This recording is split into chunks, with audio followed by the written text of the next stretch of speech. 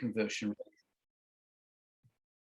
the trend has happened over the last 10 years, maybe longer in some cases. It's certainly, I spoke about this at ISMTE probably about 2011, 2012. I'd noticed it across a few journals. And of course, I have the benefit that I can see inside many editorial offices. So I'm not an N of one here. It's not just my personal experience at one journal. And so, yeah, like I said, many journals are reporting that the conversion rate is now below 50%. So that's a problem when your editors now have to invite 4 people just to secure 2 reviewers, if that's the mandatory minimum number of reviewers. And sure, yeah, you've got the options to have an alternate reviewer. A lot of editors don't do that, but those that do, even then, it's still not really helping them. They've still got to come up with the names in the first place. So if you're interested in this and haven't actually measured this at your journal, a couple of tips on how to actually look at this, go back to your journal and frame this question. The first is the most obvious one: the total agreements divided by the total invitations. So, what's your percentage? However, there's other things to look at, because really that's just like how many invitations to review are accepted. That's not a person thing. That's the act of inviting and what was the outcome. So you also want to look at the number of unique reviewers invited and the number of unique reviewers agreed. Now, it's never going to be 100% accurate, because we've almost certainly got a duplicate name in there, but it's going to be pretty much on the nail. So what you want to look at there, if you're thinking, how the heck do I count unique reviewers, is the easiest way to do it is just do a pivot table in Excel. So output all your raw data, take the column with the names in it and pivot it.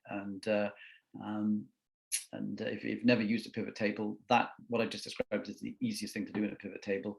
A YouTube video can tell you what to do inside 5 minutes.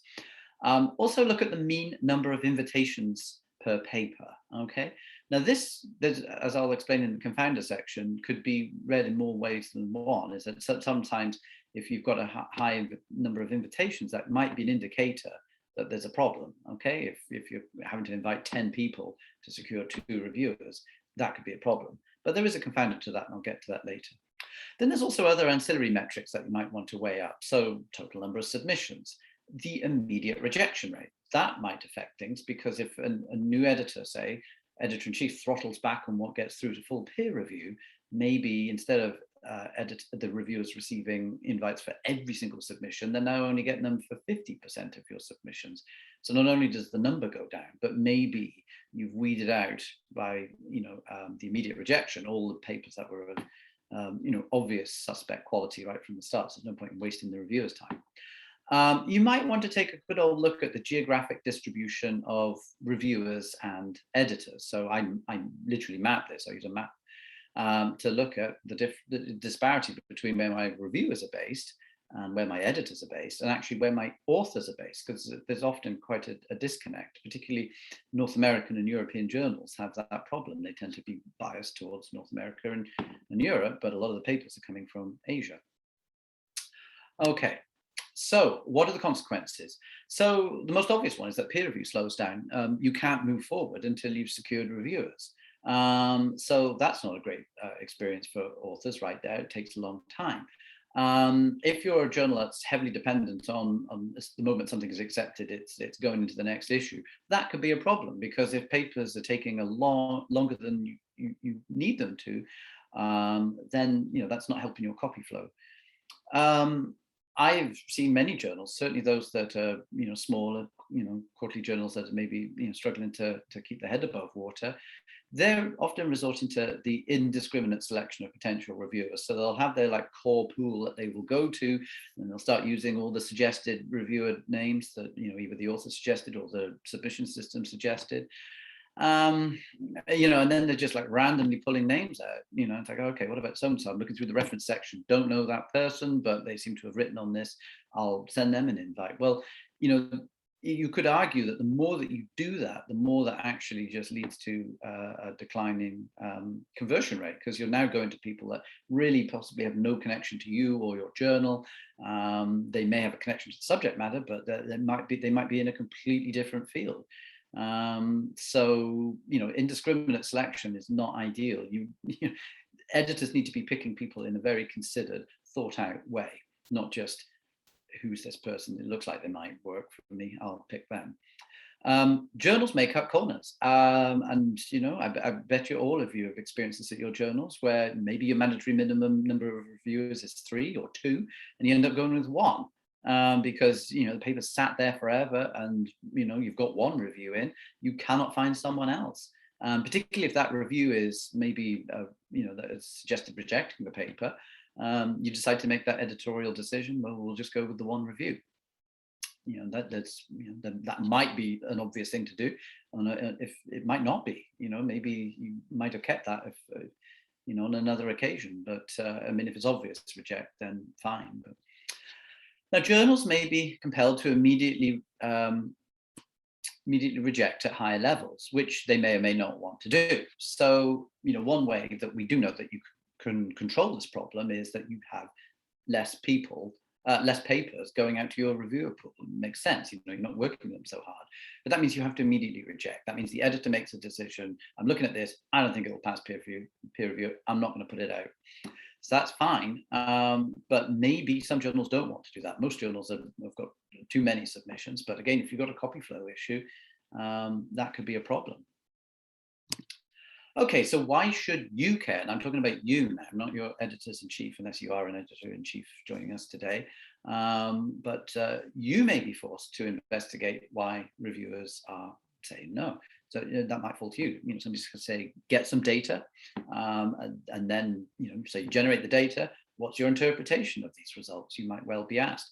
And you, as the professional, may have more insight than the the casual editor. Yeah, this could be more work for you. You may be dealing with reviewer burnout. Well, you need to think about how we're going to remedy that, because that's not going to go away by itself. Reviewers aren't suddenly going to refresh themselves and feel great. So how do you remedy that? Now, that could be dealing with the individual reviewers, that could be dealing with the reviewers as a community, could be dealing with your system, could be dealing with your workflows, could be dealing with your template letters. There's a million things that you could be contending with. But maybe you first need to find out, are reviewers feeling burned out? Why are they increasingly saying no? A good thing to do with that exercise might be to track certain people and see if their behavior has changed over time. Okay, so you may be confronted by a growing reviewer resistance for some reason. And I'm going to talk about one to do with the industry as a whole in a little bit. But right now, another one might be that you consider, is the editor rubbing people up the wrong way? Has the journal done something that's alienated a certain portion of the field? Maybe, a certain area of the field feels that they're neglected. So, why should I help this journal? They're not helping us. So, you might need to dig deeper into that. And you, particularly as the professional, and almost certainly not a subject expert, are less vested in that. You're interested in your journal working well. You're not necessarily bothered about, internal, academic politics.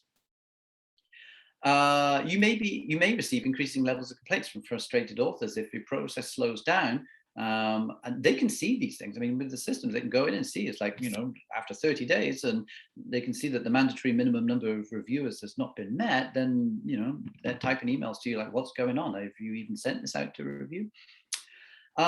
Another problem to think about is you may be dealing with a lack of diversity. And I mean that in every sense of the word, including geographic diversity as well. So if you have an editorial board that looks remarkably like, everyone looks remarkably like each other, is based in a similar part of the world, you may well have a problem. There's no definitive evidence on this yet, but there's certainly, it's been speculated by many that editorial boards tend to, the people on that tend to pick people that look like themselves or think like themselves. And so, that means that, there's a whole swath of people that are possibly being ignored.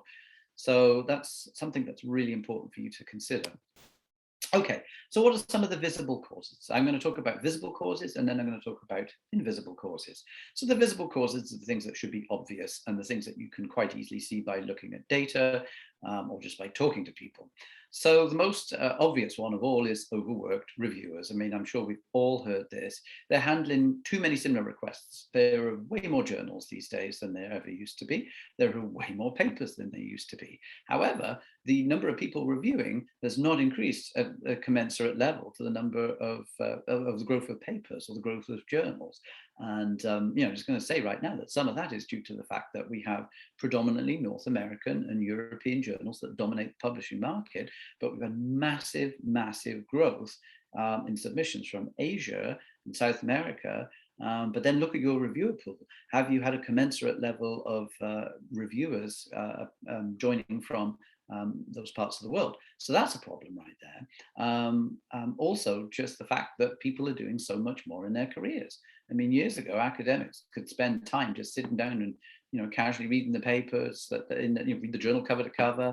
They would like, fine, they get their article in the mail. So, as in the old days, so just sit there and read it. There was less time pressure to get it done. When you used to send these things out in the mail, you weren't saying, I need this back in 14 days or 10 days or whatever. The fact that it's very easy to send an invitation out these days means invitations are just flying around all over the place. So after a while, these reviewers, the eager ones initially say yes to everything. Then after a while, they're like, why am I saying yes to this? What am I getting out of this? Submission level increases, I've mentioned, geographic disparities. Those are obvious visible causes. There are growing debates on resisting the publishing enterprise. This is something that we're now starting to see, is that a lot of reviewers are thinking, why should I give my time for free when Elsevier, picking on Elsevier, they're the largest, is making X billion dollars a year? And that's a fair enough question on one hand. On the other hand, it's not necessarily Elsevier or Wiley or whoever that own these journals. There are societies that own a lot of these journals, and part of the reason for societies is that they're to try and elevate the field on many levels, and one of that is education. Another is making sure that there's funding in that field and a political standing, whatever, lobbying. But societies have a very real cause to try and educate their own community. And so a lot of these journals rely on that community helping each other. And for the advancements of science, at the end of the day, if you don't do it, who is going to do it? And then, if that could lead to all manner of problems as well. Does the quality of peer review drop because you're not doing it and other people don't do it? That's not helping your field. But it is a very real question. Reviewers often ask, why should we work for free? A counter argument I often say, and I do peer review myself for a couple of journals, and yeah, sure, it'd be nice if I got paid for it, but I also understand the economics of this. And that until we get to a model where maybe everyone pays to submit, you already have that bit with APCs, I suppose, but if you pay to submit, maybe some of that money goes to paying the reviewers. But then how much do you pay reviewers? I mean, like, how much realistically could a journal offer a top surgeon to do a peer review? A peer review might take 3 or 4 hours. I mean, how much is a top surgeon earning on an hourly basis? And then think about that. The economics just simply aren't there. The deprioritization of reviewing or lack of engagement from journals. So again, I've been doing this job for a while now. I felt, and I've talked to academics for years, I was an academic in my early part of my career. Reviewing was something that was a skill that was taught along with how to write. It was taught by your mentor. It might be taught by librarians. It was part of my PhD training. It was all, just an intrinsic part of learning how to become a better researcher. A lot of that's gone by the wayside. I mean, you will see now reviewers frequently have no clue how to begin to deconstruct a paper. And so, some journals are taking that upon themselves to do the training. And the journal Headache that I still work on after all these years, we do that. We train the next generation. We offer training for fellows.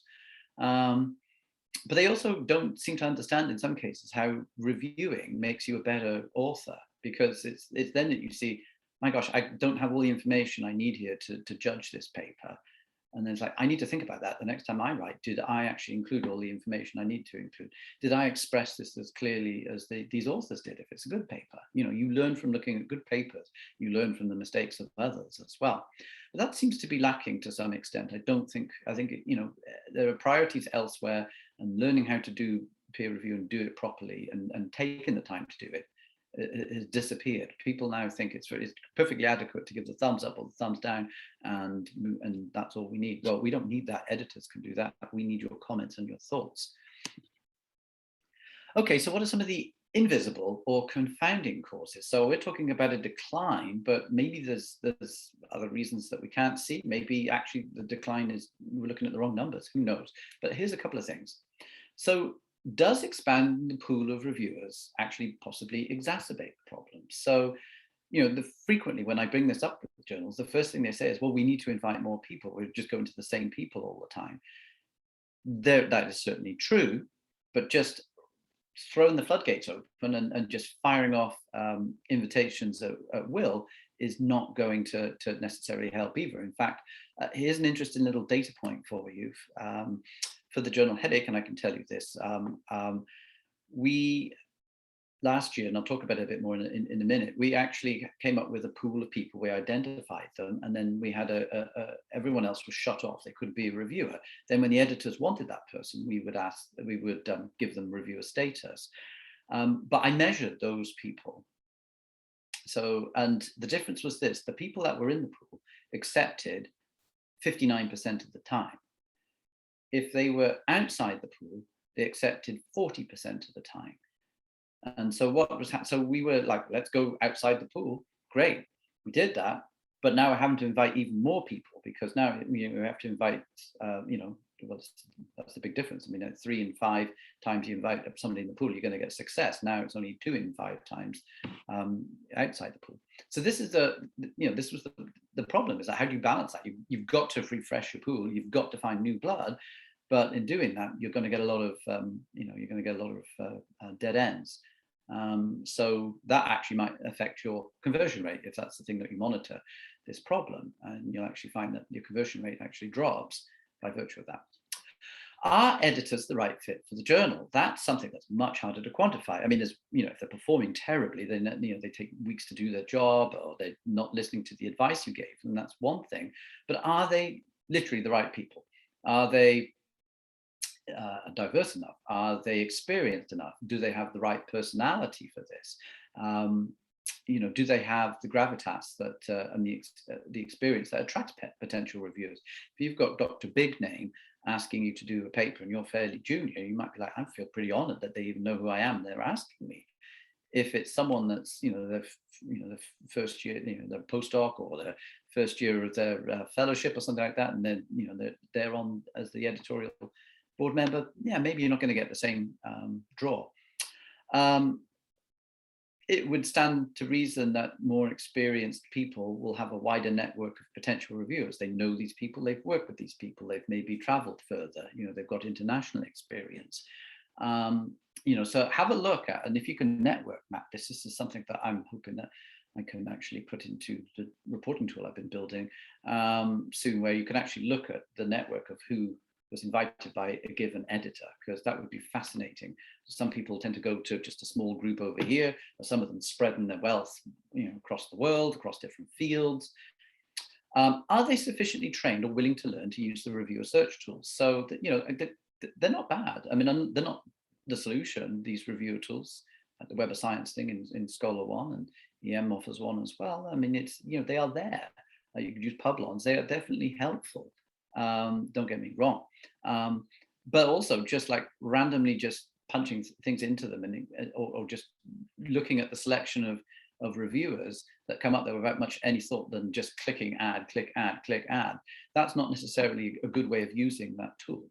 So that kind of lessens the benefit of them. And then, of course, if you don't get much success using the tool properly, improperly, you're going to think, this tool doesn't work, I'm not going to bother with it in the future. So if you just learn to use it properly in the first place, or understand what you're getting back more clearly, then you might actually be more encouraged to actually use it again in the future.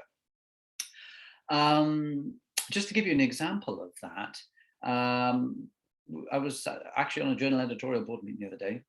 Wasn't Headaches, just an Origin journal, and we were looking at the people that rejected. They had had 15 invitations in the last 2 years, and they'd accepted less than 25% of the invitations. And we were looking at the names, and there was a couple of observations made. but I, as a joke, just said, and it looks like if your name begins with B, your last name begins with B, there's a good chance that you're going to be in this bottom of the list of people not agreeing to review. And then the penny dropped for me and the editor-in-chief at the same moment. Maybe the editors, when they're doing the searches, and those searches I've just mentioned, the web of science or classification, if you do that, if you use the classification for your papers and match that with your reviewers, maybe they're just going to the people on the first page and they're not using people at the end of the alphabet. I mean, it was weird just looking at this. I mean, out of the 15, 20 names, 10 of them began with B. I mean, that's statistically possible, but it also sounds somewhat unlikely. Are they cognizant of their own potential for selection bias? That's actually something that no editor is going to admit to, but you have to look at that. I have observed, I've done this enough over the years, I've observed editors that behave in a certain way. Now, obviously, some of it's subject-based, some of it is that they are just flat out obnoxious people and they have opinions on others that are not healthy. But sometimes it's just an unconscious thing. It's like, I'm going to go to these people because I know from other areas of the field that they are reliable. They'll always do the review. But does that mean just going to someone you know is the safe choice because they're a productive person, a reliable person? Does that exclude other people that may actually have a more important voice that needs to be heard, or more actually suitably qualified? You're just going with the people that you know. And at the end of the day, we all have bias. The question is that do the editors understand that? So an exercise might be to try and uncover that a bit, or just get the editors to sit and think about this, talk about it as a group. Okay. I'm conscious of the time, I'll speed up a little bit. The invisible or other confounding causes, and here's another one: is your editorial board sufficiently diverse? Increasingly speculated that editors tend to pick people that look like them. I've mentioned that. But also, we know that women are underrepresented as reviewers. And so one of the things that I'm interested in finding out is that if we had more female members of editorial boards, does that lead to more females being asked to be reviewers? Do female editors also have a higher chance of success in recruiting female reviewers? I am now privileged to work with an editorial board that's predominantly female for the first time in my career. And the biggest change, this was a wholesale clean out last year with a new editor coming in. The biggest change I noticed is that these editors are doing much more personalization of the invitations to review. And I've never seen that at a level before, as is with this. I'm not saying that men don't personalize it, but I'm just wondering, are women doing something that is maybe different than your male editors? It's hard to monitor, but that could lead to changes in, again, and who's being asked. Same with BIPOC populations, significantly underrepresented. That much is obvious. And again, what can be done about that? The easiest thing that you can change is the makeup of your editorial board. It's a little, you can control to some extent the makeup of your reviewer pool, but that's not something that's directly controllable. You can hire and fire anyone to be on your editorial board. Are the editors demotivated? This is something that you might be able to find out, but how do you challenge this? I mean, I've seen the case where the editor-in-chief does not have the respect of the editorial board, and so the editorial board feels less likely to, or less inclined to help. They don't put in the effort that is needed. They never get any engagement activities. Once a year, maybe there's an editorial board call, and that's it. So their attention is elsewhere. They'll do the job, but really, are they doing it to the best of their ability? Possibly not. And is the technology to blame? Have we just become so oh, here's another invitation, and if people haven't really updated their template letters, you can start to spot, oh, that's a Scholar One, or that's an editorial manager, an EJP template letter. I mean, everyone tweaks them a bit, but if the underlying format is the same, people are thinking, am I actually getting this because they want me, or am I just getting it because I'm on a list that's been pulled up and somebody's just firing at will? Are suggested reviewers biased? So first of all, the tools, maybe they're biased. We don't know the algorithms. Nobody's really tested them. So are they suggesting people, but that is maybe biased? That may be negative, maybe positive. It's actually helping you. These people seem to be in this area. That seems to be a bias, but is that actually helpful? And then there's also not just the algorithms that we don't know how they work, but then the author suggestions as well, which is a much more obvious one. When the authors suggest, and many journals often resort to that when they can't find people, or maybe they just use it anyway as part of the regular practice. What is happening there? Does that lead to bias? Does that lead to voices not being heard? Okay. Is the burgeoning array of journals to blame? So reviewers no longer recognize the journal titles, and of course predatory journals are just confusing things even more because they often come up with mirror titles. It sounds almost like your journal, but it's not. So, and then journals are launching spin-off journals, and then you're like, is this the main journal or not? I don't know. I launched a spin-off journal for another journal about 10 years ago, and here we are 10 years later, and still people are asking me, is this the main journal or is this the sub-journal? So people aren't paying attention maybe to the level that you expect them to. And then here's an interesting one that we're exploring right now at Journal to actually try and quantify this. And again, this is at the journal that has the predominantly female editorial board, is that are women rejecting the opportunity to review at a higher rate than men? And if yes, why? We observed at this journal that that was the case. Is this a new trend? There's been a whole array of factors that you can factor into this, not least COVID, and there's been much discussion on the point that COVID has affected female researchers much harder than their male colleagues. Because when children are at home, in cases where they had children, that they often still seem to fall to them to handle childcare. So that's possibly led to a recent trend. So that's confounded to the data is of course now COVID. But is this a trend generally? One of the remarks I heard amongst these editorial board members is that they said, we've been encouraged as female academics to not say yes to everything, because we used to say yes to everything. And now we've been encouraged to stand up and not say yes to everything. Has that had an effect maybe when it comes to people agreeing to review? A subset of that question is, are early career females more likely to reject invitations to review? And if so, why?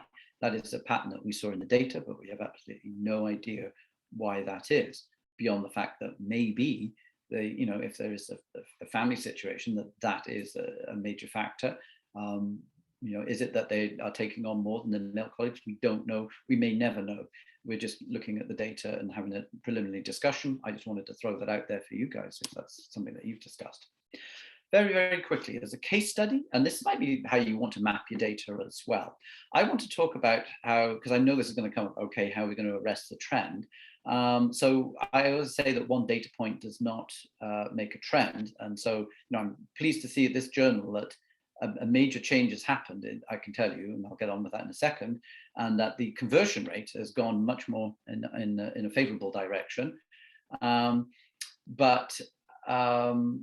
So what's going on with this particular journal? So obviously, 2020 was a COVID year. It had a massive increase in the number of submissions. Invitations to dispatch didn't go up as much as you would think it would, particularly compared to the 2 previous years. I'm still not entirely sure why that was. Maybe we just, maybe because what happened was there was a change in the editorial board halfway through the year, and the new editorial board was much better at zeroing in on who they wanted and actually securing those people. So that would stand to reason. Like if I'm a really good editor and I come up with 4 names and I use the alternate reviewer function rather than sending out 4 reviewers. So I pick my first 2 and I'm using that, and I'm good at picking people. So my first 2 say yes. So the other 2 never got invited. Equally, if I'm a terrible editor, I may have burned through that list of 4, and I've now got another 5 or 6 names that I've thrown into the mix to try and find someone. So that's 10 people that have been invited. So that's possibly what's happening here, because the immediate rejection rate actually, oddly enough, went down last year. It's gone up this year, which is, I think, a factor here. And I think that's what's also really important is I want to look at this. I want to now move over. I think you can see my cursor to the 2021 column. And we're going to look at, first of all, that conversion rate. It went from 48% up to 59%. So now almost 60% of invitations to review are being accepted. And that's, I can actually report that that's a year and a half's worth of data because it's hidden in the general 2020 number here. The number of reviewers invited is much lower. This is through Q3. is much lower than these last couple of years over here. COVID, weird year. I don't know what we can make of it. Sorry, COVID is a weird year. But look, see, much higher than 2018 and 2019. I think we've been much more selective in who we ask. And look what, this is the key thing here, these next two bits here, is that by being way more selective, we actually get the number of individuals completing a review is much higher. It's almost the same as these two previous years, but the number of people invited is much, much lower. And that's what this ratio is here. So this year it's 1.2 to 1, which is incredible. We've not, I mean, in 2018, it was 2.2 to 1. So this is a huge difference. This is a much beneficial thing. So we are, going out less widely. Now you could say you're going to exhaust your reviewer pool. So that is the confounder in this data. It's great for this year. Let's come back and check in a couple of years. So that is something we'll have to monitor. So what happened at this journal? Well, it's the journal I referred to earlier. What happened here was they went through their database. They looked at everyone that had been a reviewer in the 2 years prior. Sorry, the 3 years prior.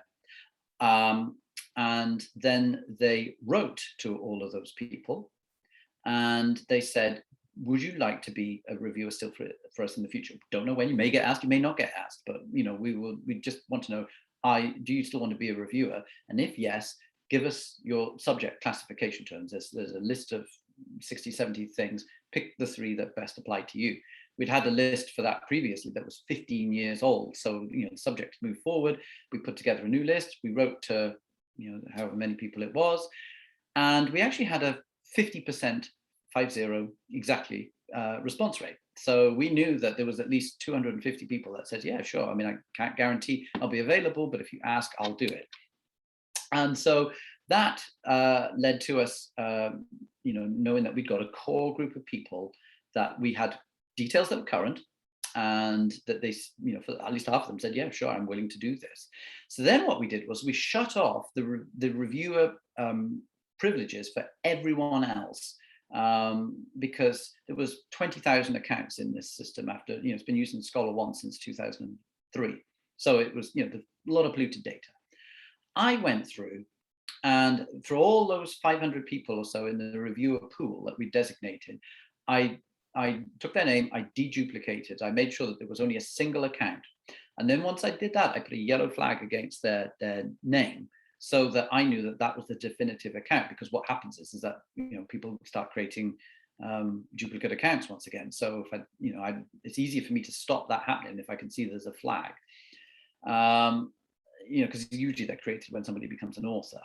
The reviewers were told about, the editors were told about this program, and so they tried to consciously get at least 1 or 2 people from the pool. And then, if they want to branch out, they can, but we know who the pool is. We've monitored the behavior of the pool. We've actually written to them throughout the year and engaged them, just saying, hey, this is what the journal's up to. I don't know if that's having an effect, but certainly the initial results seem to suggest that greater engagement, actually just taking a pool of people, cleaning out all the dead accounts associated with those people, shutting off everyone else so that you can control who becomes a reviewer after that, then that seems to have helped. And that last point actually is worth making, is that editors now, what they do in this particular system is that they'll punch in the name and they'll find, oh, they no longer have reviewer status. All they do is write to me, I give them the reviewer status. That way I can just make sure there's no duplicate accounts, that is an address that works. Also I can write back and say that person hasn't reviewed for us since 2007. So I'll happily do this, but be aware that we may have to go to someone else. Okay, so now it's poll time. And so I think Donna's going to help me out here because I have no clue what to do, but we're going to, we've kind of in the chat done a bit of a poll on the background of who's attending, but there are 2 poll questions. The first is about, are you experiencing this problem, and which option you think, and I'm going to present those options in the poll, is most likely to reverse this trend. So Donna, I don't know if you're there, if you can work your magic.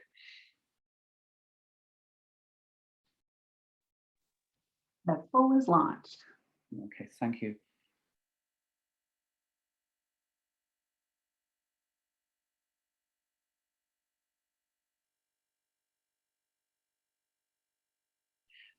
Okay. So So we have about 95 people who have responded to the poll, Yep, and good it looks like response right there. overwhelmingly. Yes. Okay. So let's do the second poll then, I think. I think that's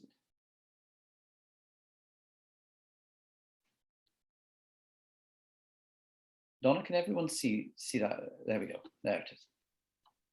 Okay, so this one, just pick one of these options. And of course there could be others, but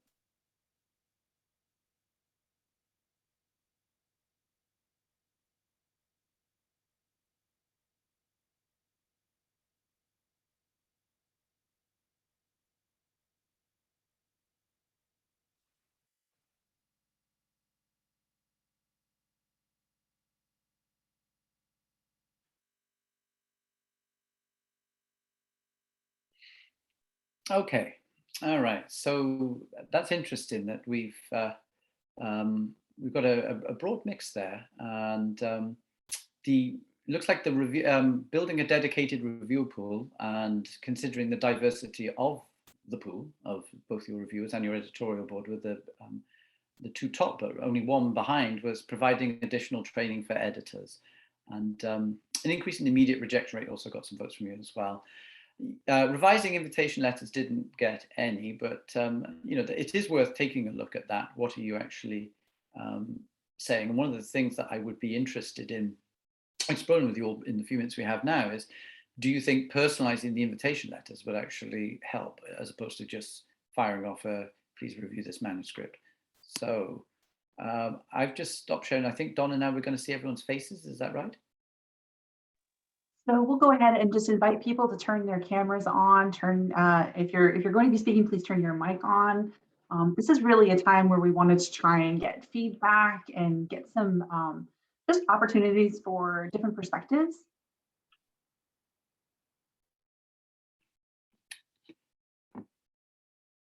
So I guess my first question, I'll throw it out there to you all, and feel free to speak. Either stick your hand up or just speak. I don't know. We'll see how it works out. Is what is, if most of you sound like you've identified this as a problem, what has been the one thing that you would put forward that you would say is a measurable success?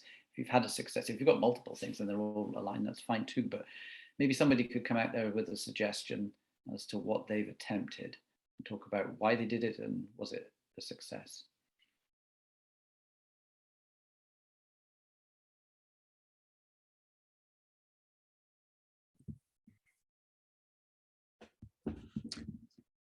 Erin, you raise your hand. Yeah. Kick off. Yeah,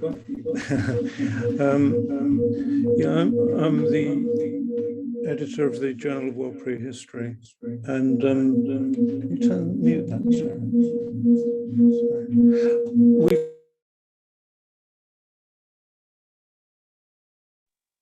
Sorry, I just went ahead and muted Timothy there for a second. We were getting some feedback. Hello, can you hear me? We're still getting some feedback, Timothy. That's bad. Turn the mic off. I'm not sure why. We'll try and sort it out. Let someone else talk. Okay, so I think Erin had her hand up. Yeah, thanks, Jason, and thanks for that really interesting presentation. I wasn't going to say something that we have done that has been successful so far, but I was going to respond more to your poll and what could work, and diversifying the pool of reviewers is something that we're considering doing. We just had an implicit bias and peer review workshop last week with our flagship journal and its board of editors. And one of the things we're considering to diversify our reviewer pool is to allow for co-reviewing, so that you have a senior faculty member provide sort of supervision and oversight of an early career faculty member who actually does the review. So we're considering doing that as one way to relieve the pressure off of our common group of reviewers. So we haven't done it yet, so I can't report if it's going to be successful or not, or if it's been successful, but hopefully, we'll see how that pans out. So, I know that a number of journals are looking at this right now, and the big problem that they're running into, I mean, it's issues of collecting the data and storing the data, but is actually using what classification to ask people when they say, explain your identity as to what to use. So I just saw a society this week that we work with adopt, I guess it's the US Census terms. Now, okay, they're the American Journal of whatever, and it says that's great, but that's, put yourself in the mindset of someone that's not from America, and how relevant is that right now? And I actually gave the example of my wife, who is Canadian, but she's of Indian heritage, but she's never been to India. What does she classify herself as? And the entire category was Asian. That was it. So she was like, am I supposed to put myself in as Asian? What have I got to do with Asia? And it's like, am I the same as somebody from China, as somebody from Saudi Arabia? So this is the problem that we're running into. But that shouldn't also stop us from not doing something about this. So I don't know if any other journals have got thoughts on that before I maybe take the next question. I'll say too, just to respond to that, Jason, we haven't really decided yet how we'll be collecting that demographic kind of information. One way we're doing it for now anyway is we're matching our information, our author and reviewer names against our member database, where we do collect, because we don't collect demographic information for our journals at this point. And one way that we're trying to match that data up is with our member database. So sort of skirting around it, I guess, but getting the information we need in some capacity. Thank you, Erin. Alicia, then Caitlin. Alicia, if you want to go next, I see your hand is raised. Yeah, sure. I guess, Jason, this question is for you or to the whole group. I found it interesting that nobody chose the option of personalizing the reviewer invitation letters, and I think it's obvious that that would have some effect. I'd be interested to know why people didn't choose it. I didn't choose it. I think maybe there were other options that seemed more likely to help. But I think also, and I'd be for those who use Scholar One with alternate reviewers, how you're able to use some of the functions that we now use to streamline the invitation process, but also add some personalization in. So for instance, if you use Scholar One with alternate reviewers, you might possibly be able to personalize invitations to the first reviewers you invite, but does it allow you to then personalize for follow-ons? And I wonder if there's a way to take advantage of a lot of the things that technology has provided us, but still personalize these things. And that's a struggle I find with that option. Well, I'll comment first, and then if anyone wants to comment on that afterwards. I've wondered about that as well with regards to the alternate reviewer function. I think most of my editors, they either use it or they don't. If they trained and learned how to use it from the start, they love it. If I've showed them once and they never used it, I can't get them to use it. They just don't want to do it. But the one thing, and it was with that case study journal, that I can say everyone was committed to doing, was personalizing the invitation when possible. It was, I'm asking you to review this because you wrote a paper on this. That was, they think that's huge. Like reviewers need to understand, why am I being asked? Because sometimes it's obvious, but sometimes it isn't. If the paper is in maybe a general paper, not niche specific, or it's just rather obscure, like, why am I being asked? That was important. The other thing, of course, was just, well, I guess this hasn't happened really lately, but, you might write, it's great to see you recently, or, saw your talk at whatever. Just personalize it a little bit. Otherwise, there is this sense that it is just a pro forma message that's going out. I'm conscious of the fact that there might be things in the chat that are being discussed here. I don't know, Donna, if you can relay anything, because I can't see them. I'm looking at other stuff right now. Sure. There was just one comment that really came in. Most of the comments were supporting other speakers, but the one comment that was in here that we haven't addressed is that, time permitting, we hope to try a variety of strategies, including better letters, training of editors and reviewers, and cleaning up the reviewer. Yeah. Those are the things I think that we can all, as the editorial office professionals, just really take charge on. I mean, it's harder for us to go and say, I don't think the editorial board's diverse enough. you need to change that. I don't think most of us have that level of clout, but we could certainly take the lead on initiatives to clean up the letters, clean up the reviewer pool. God, I hated that. That's why it was like 16 years of data. It's because every year I'd be like, I'll do it next year. And in the end, the reason why I did it was because I did that approach that I described with the pool. And it's like, okay, I now have a finite number of people and I will focus on them. And yeah, so it was annoying that certainly for the first 7 or 8 months of this year in particular, I'd get the editors writing saying, could you give that person the reviewer status again? But as the year goes on, those requests drop off because I've given them the status. At the end of this year, we're going to look at the performance data of everyone that had that yellow flag that I gave them, i.e. they were in the pool, and everyone that reviewed for us that was outside the pool. And then the third group being those that never, that were outside the pool and never agreed to review. And then we'll look at the behaviors and see what we see. Are there people that are doing good work, but they're not in the pool? Put them in the pool. Are there people that we're in the pool and we're constantly asking and they're saying no? Well, do we take them out of the pool? So yeah, that's something to think about. Does anyone have any thoughts on that at all? Or have they tried something that's right now that's working?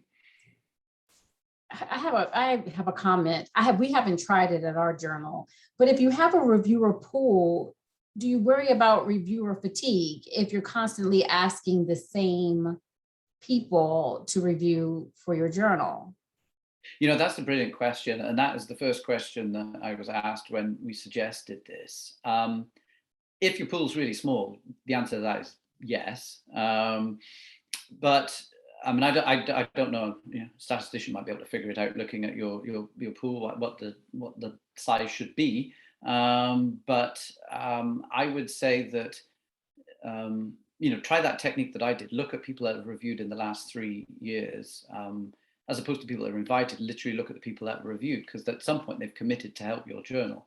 And just see what the numbers are there. But you definitely do need to do what I was describing. You have to look at the non-flagged people from outside the pool. And you know that you're not going to get the same success rate in converting those people into being reviewers, but you can at least give it a shot. And yeah, you have to make a conscious effort to do this every year, is shift them into the pool.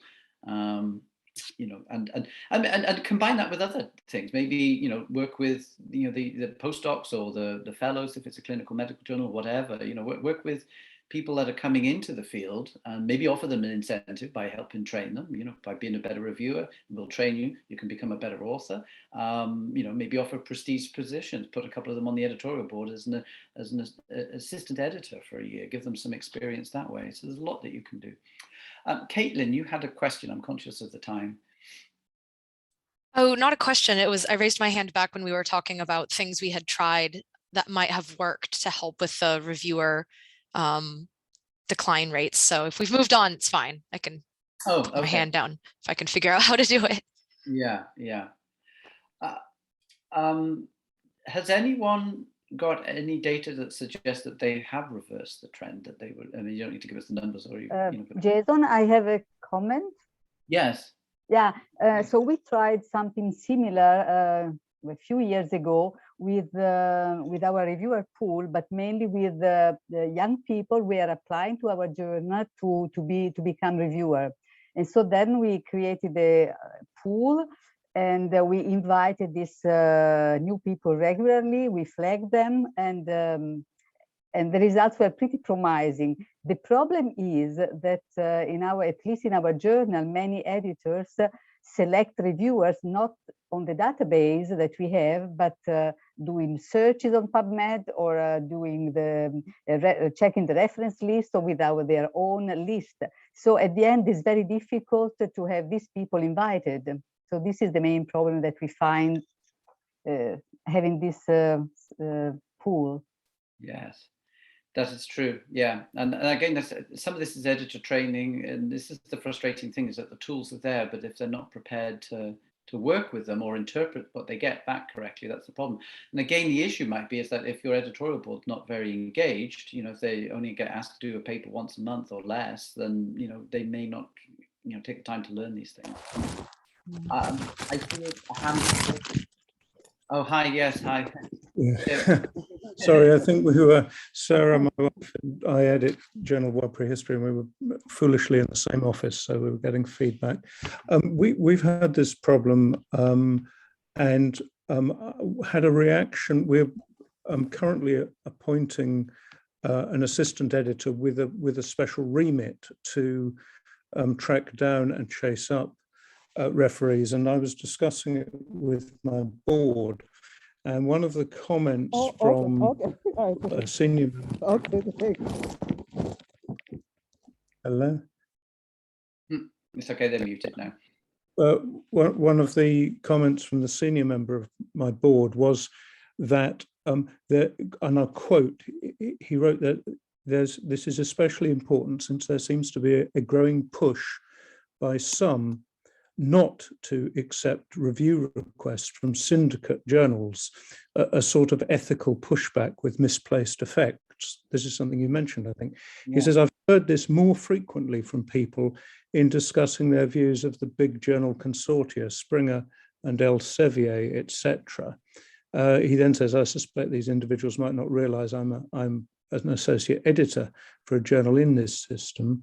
But he says, finding reviewers who are sincerely interested in the scholarship rather than in identity politics or other forms of gatekeeping or promoting is harder.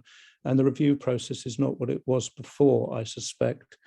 Now, this is kind of news to me to hear that so sharply, because I think one of the things I've been noticing is simply non-response. All review requests come from me, and they are personalized. And I have had a good rate over the years, but it's getting more difficult, and it's this non-response, which is kind of tricky. And I wonder whether this is what's lying behind it. Not a solution, but I mean, I've only recently become aware of this phenomenon. You're absolutely right. I've sensed this. It's not just a reaction against the major publishers. There's a whole. I mean, it is to some extent. But there are other things going on as well. And it's this whole idea that what do I get out of peer reviewing anymore? And so it's easier to just ignore. People don't feel it's the value. A lot of people are commenting that peer review isn't a value proposition anymore. It's like the preprints are like, let's do the preprints. Peer review doesn't really add anything. So when you start hearing that, after a while, you think, well, then maybe peer review doesn't. So why am I doing this? It's also a function of the fact that we just are flooded with material these days. A lot of it isn't very good. I just reviewed a paper for a journal. It was on a publishing topic.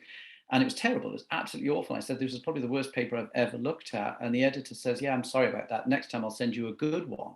So they're conscious of the fact that this is bad. And, so, I mean, if you keep hitting me up with really bad papers, after a while, I'm just going to be like, forget it. I've got other things to do with my time. There's also, for the experienced reviewers, there's much more transparency of the process these days. In the old days, where we used to put things in the mail, there really wasn't much engagement with the author. You made your comments, and it went back to the editorial office, and the authors did their thing, and that was it. But now you get to see 2 or 3 iterations of the paper, and it must be frustrating as a reviewer when you find that authors don't do anything really with what you've suggested. They just cherry pick what they wanted to do. And that's what you end up with. Or you happen to review it for another journal. It comes in, it's like, I just rejected this or recommended rejection at this journal over here. Because authors are shopping their papers around, and invariably they don't make the changes that you recommended when rejecting the paper. So it's all of these things are just chipping away at why reviewers just can't be bothered. I'm conscious that we're almost up on the hour. Donna, is there anything to summarize from the chat? That's because I see messages flying everywhere. I think there's some great comments in here, and I would direct everybody to go ahead and take a look in the chat, because there's definitely some things that people are doing, and there's a lot of dialogue, so I can't summarize it all, but there's a lot of things that people are doing. I think they're great ideas to share. I think this is, I don't have direct links, but I would highly recommend that people reach out to each other via the ISMTE member search and connect with one another, or connect with us on any of our social media platforms, and hopefully start to engage and share some of the ideas that you have with each other.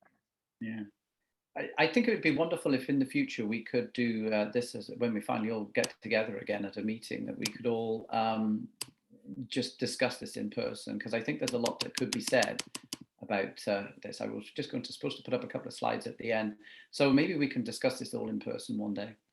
Finally, a couple of things. This is just like a new favorite podcast where they always have to do their announcements. I should mention that anyone can host one of these, so just pick a topic and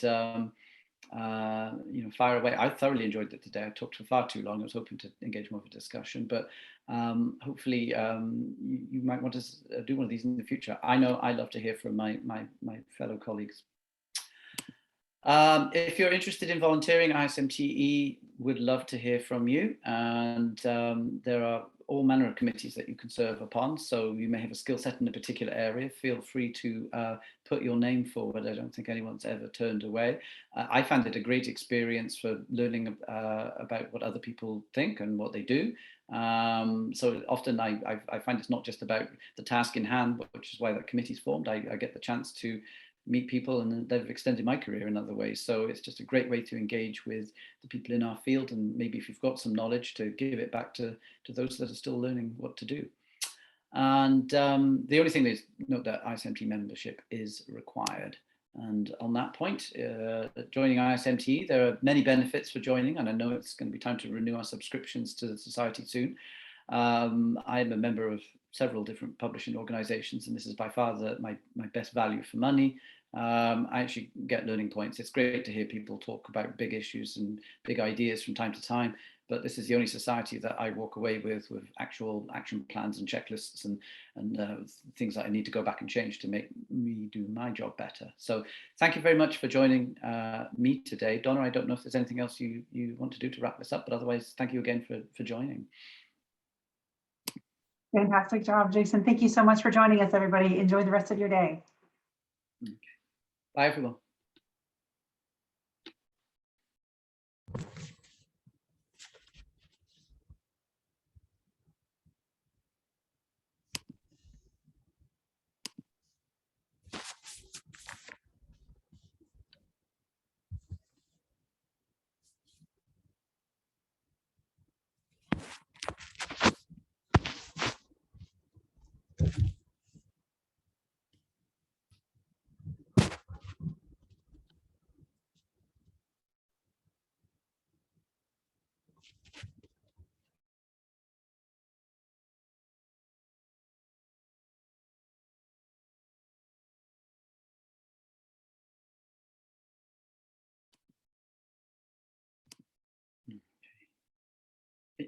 Oh, I can't hear you.